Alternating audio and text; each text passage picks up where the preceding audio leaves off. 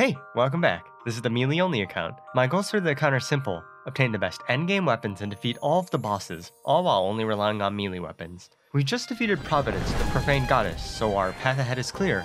Take on the Devourer of Gods. But before I could do that, I need to defeat 3 Sentinels of the Devourer that block my way. Found in the dungeon, space, and the underworld, I bring down the 3 servants of the Cosmic Devourer, one by one.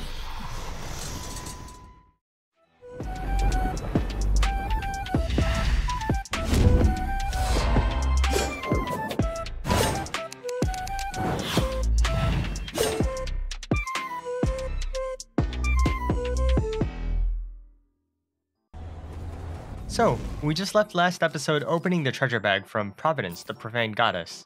I don't know if it's by sheer luck, but we managed to hit both melee weapons from Providence.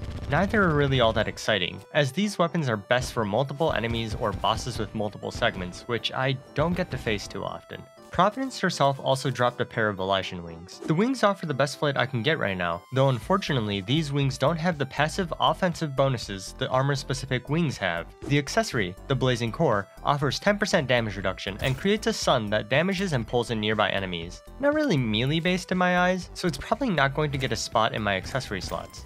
Don't worry, not everything from Providence is unusable. She also drops a resource called Divine Geodes, which is going to allow us to upgrade our weapons and provide new armor.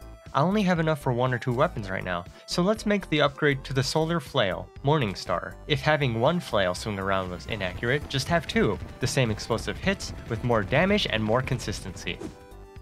So here we are in the jungle, looking for a new ore that was generated after defeating Providence. The new ore, Eulabloom ore, was generated in the mud just like chlorophyte ore, and I ran into 2 problems right away. A, not a lot is generated in the world. And B, it's literally impossible to spot. Even after drinking a Splunker potion, which highlights all the ores around me, I'm still squinting. Please note that there is an alternative, as slimes that drop Eulabloom ore now spawn in the caverns as well, though I assure you all that trouble was worth it. The upgrade to be excited about is the True Tyrant's Ulti Sword, which is the final upgrade to the Caustic Edgeline. It applies Fire, Cursed Inferno, and Holy Flame with its 3 distinct blade projectiles. Striking an enemy with the blade also buffs you with Tyrant's Fury, which increases melee damage by 30% and melee crit by 10% for 5 seconds. You really can't go wrong with the 30% damage buff, and the sword offers very consistent DPS for those that could be hit by the blade projectiles. We're actually at a crossroads at this point. We have 2 things that we really want to do right now to make sure that we're strong enough for the upcoming fights. We can either go farm Providence for more Divine Geodes to make the rest of the armor and weapons from Eulabloom, or we can go get some Bloodstone, another new post-Providence material. In fact, there's a couple ways of obtaining said Bloodstone. After Providence, 3 of our past bosses have powered up. Ravager, Calamitous, and Brimstone Elemental have become significantly stronger, but now dropped a new resource, and, as well, some new items if we manage to overcome their challenge. Of course, I'm curious, so let's try the new Ravager.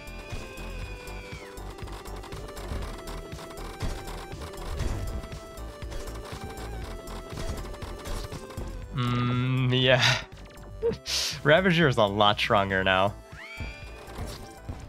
Let me try to make a weapon that will hopefully make my life easier with these refights. Using the last of my current Eulabloom, the Life Hunt Scythe fires scythe projectiles, and direct hits with the weapon heal me for 5 HP. Though, the range seems a bit lacking. The best way to find out is to test it, so...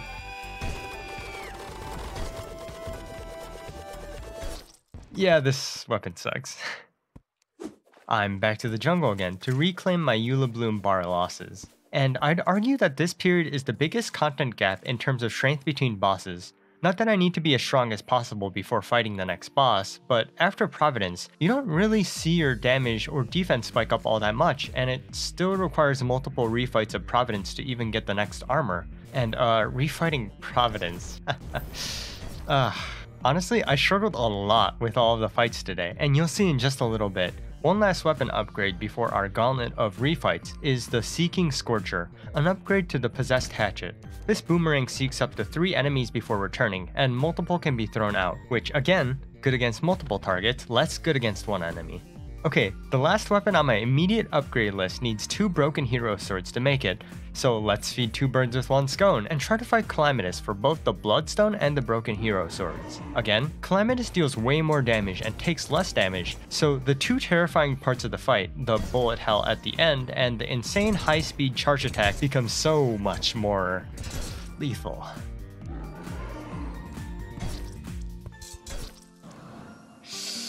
Oh, why am I dying to everything? Yeah, so let's just take the easy way out. In the Brimstone Crag, enemies now drop that elusive bloodstone as well. I hope you're not that upset that I'm gonna put these refights on hold for a little bit. I couldn't help myself, okay? Yeah, so the Brimstone Elemental also got a glow up in terms of stats, but is much more of a manageable fight.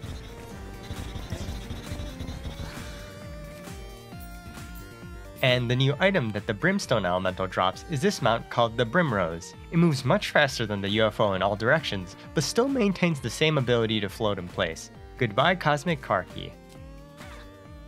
With the Bloodstone, I'm going to make the Mutilator, a broadsword with not only high base damage and crit, but also a special effect where hitting an enemy below 20% HP will cause a blood explosion, dropping hearts that you could pick up. With this new sword, 1 more shot at Calamitous.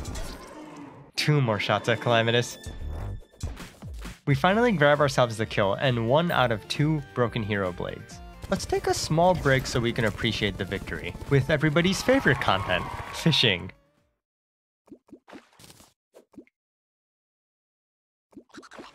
I'm kidding, but there's a good reason for this and we'll get back to it in a little bit. And do you know what's luckier than hitting a 0.2% drop? Hitting it twice. We need to kill a bit of time to complete some fishing quests, and since I'm feeling a bit confident after a Calamitous kill, let's retry Ravager 1 more time. Okay, since nothing makes me more upset than solar flare armor being unable to dash without charges, let's refight Providence so we can make new armor. And... No... God... And forgot to set it to daytime. Oh yeah, that's a problem. Oh Providence at nighttime is a big no-no. What is this? What? Remember me saying that I struggled a lot with the fights today? I don't know how I defeated it so easily last episode, but this was a rough set of attempts. Finally. And after a bit more Eula Bloom Wars, I have enough materials to make the Terragon armor. As standard, it's got more defense, damage, crit, move speed, and damage reduction from before, along with some life regen and max HP. The most important thing for me is that we can finally use our dash whenever we want, and we get 2 amazing effects that come along with the set. First, we have a 25% chance to get 3 life regen when hit. And secondly, we can press a key to activate Terragon Cloak, which reduces contact damage by 50% for 10 seconds. Now I finally have armor that supports my terrible decision to dash into enemies. With our new armor, and without too much struggle, we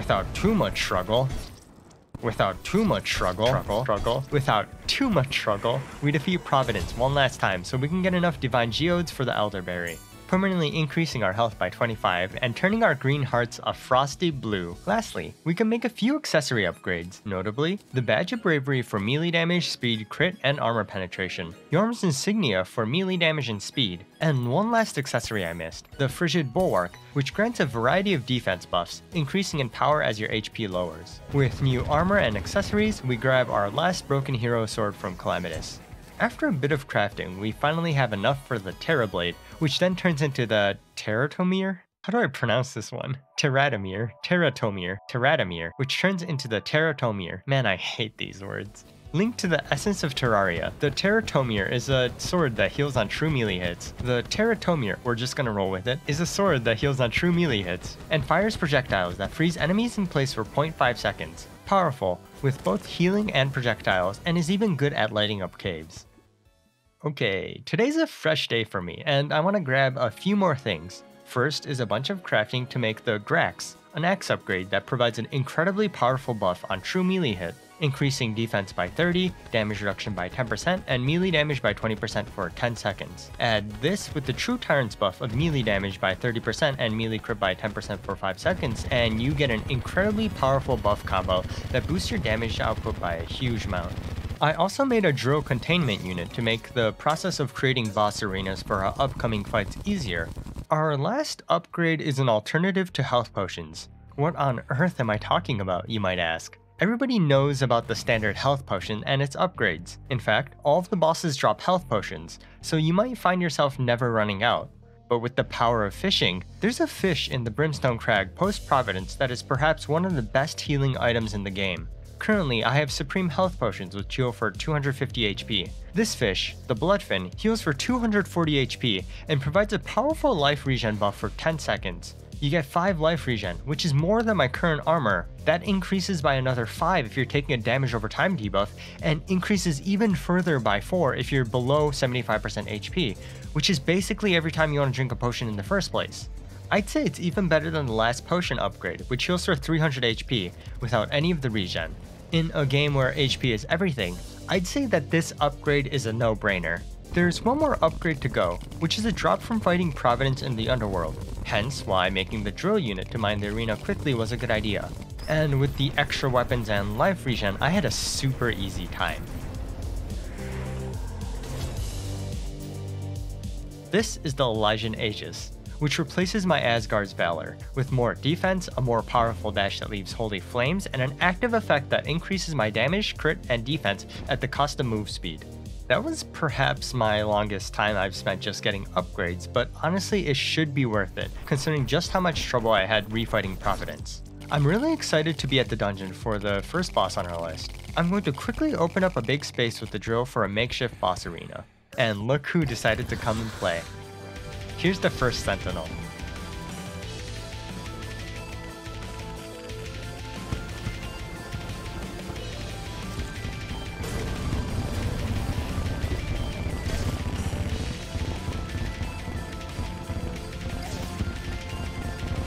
Very similar to Plantera and at 50% HP, creates a clone for coordinated attacks.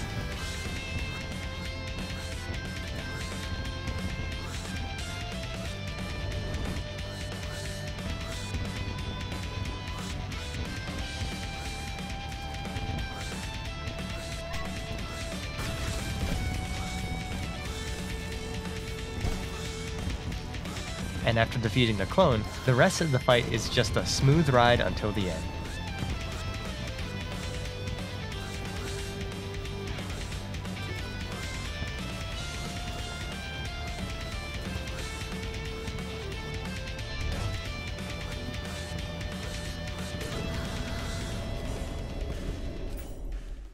So any of you who have played the game may have realized, Poltergeist is not the boss I was looking for.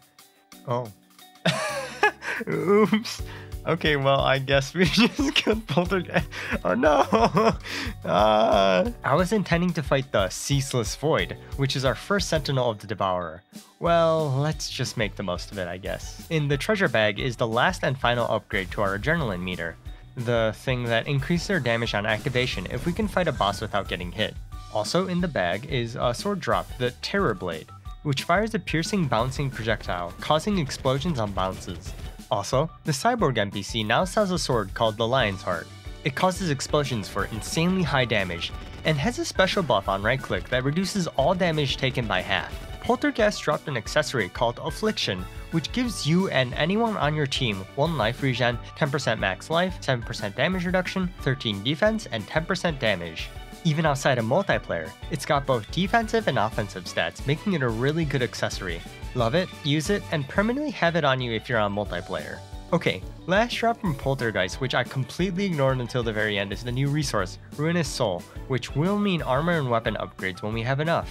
Let's make the last upgrade to the Abyss Blade. Neptune's Bounty is a broadsword that fires tridents which rain down additional tridents. It inflicts the debuff, Crush Depths, which lowers enemy defense. And no homing or anything, and this weapon doesn't upgrade any further. Wow, this is surprisingly lackluster. Anyway, back to the dungeon we go. Let me just pop the boss summon on an item frame. Okay, oopsie, I did the thing. Well, on the bright side, we could test our weapons. Here's the Lionheart shield buff and the insanely high damage at work. And the Terror Blade is easily the best weapon for turning off your brain and not worrying about aiming at all whatsoever. Well, even easier than the first time. Okay, for real this time. The Ceaseless Void, the Sentinel of the dungeon, is a boss whose mechanic is to pull the player and orbs of damaging energy. And yeah, the Terror Blade hits literally everything, and I think I took like no damage. I'm a bit shocked, really. We might have gotten a little overkill with our upgrades. Anyway, treasure bag time. The evolution is an accessory that reflects projectiles, triggering life regen and reducing damage from the same projectile by 15% for a short while. Certainly a niche, but cool item to have. The new resource, Dark Plasma, is one of the 3 requirements for the Devourer of Gods summon. It also makes a few items, which I'm going to make one right away, called the Astral Arcanium. It's an upgrade to a previous accessory, giving us life regen and defense while under damaging debuffs. More importantly, it allows us to teleport to a variety of locations: underworld, jungle, dungeon, and random. What? Just hear my reaction. Interesting. Interesting. Interesting. Oh, random. This will significantly cut down on my travel time to these locations, so I'm really happy to have this. Just checking the boss log, there's a melee weapon drop I didn't get from the void, so we'll take a trip back to the dungeon. Oh my god, I never opened the second Poltergeist treasure bag? New sword? Nope, nope, nope, nope, and there we go. Here's the Mirror Blade, a wavy projectile pattern. Unique for sure, but the effect that makes it special is that it adds enemy contact damage to its damage. Think the damage from Calamitous charges just this episode. I was just going to deposit the money from all the kills to my piggy bank and holy cow, 40 platinum from all that. I mean, I guess I'm at 283 plat, so I shouldn't even mention it anymore. Anyway, pop the treasure bag from Polter and unfortunately no melee weapon, so let's head back. A quick kill later, here's the Banshee hook. Shoots blades that explode on hit.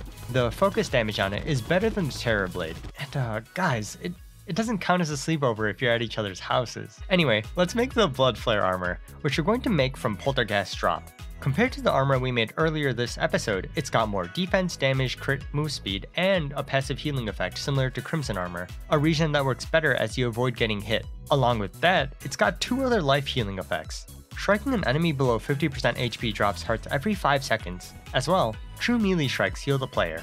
On top of that, if you land 15 true melee strikes, you get a buff that increases damage and crit by a further 25% and reduces contact damage by 50%. With our new armor, I think we're ready for the next boss, which can only be summoned from space.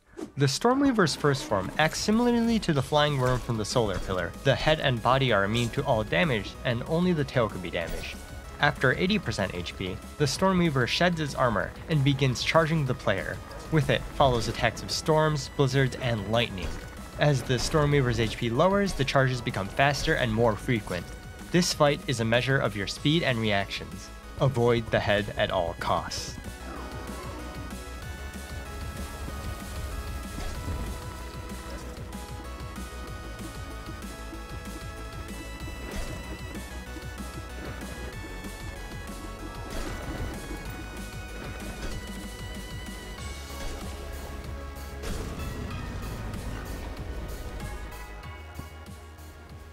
With the Stormweaver down, we're now at 2 out of 3 drops we need before we can fight the Devourer.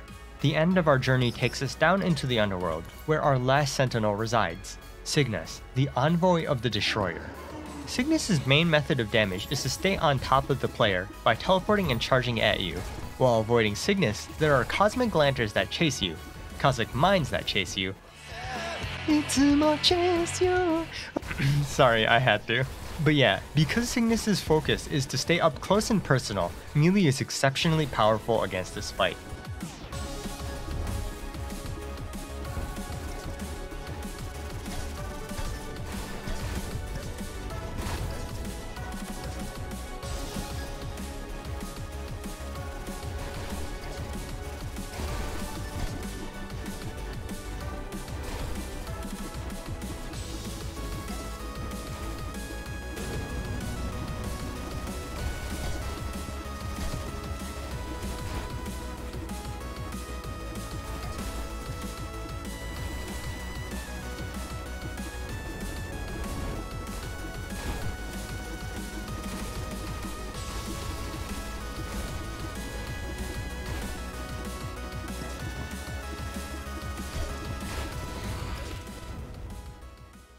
With that, we've assembled all of the pieces together to fight the Devourer of Gods. So, next time. Actually, before you go, first, of course, thank you for watching. Second, I finally got a Discord server which has been exceptionally active and it's been super awesome being able to interact with all of you. And third, I finally set up an affiliate link to one of my favorite platforms, Humble Bundle. It's the go-to place to get great deals on games, software, and books, all while being able to donate a portion of that money to charity. It's like the biggest win-win for everybody involved. So go check it out if you've never heard of it. There's a little special afterwards, so feel free to keep watching, but until next time, take care. So after the Poltergeist, we now have access to the lowest layers of the Abyss. Oh wait, I forgot. I forgot. I forgot.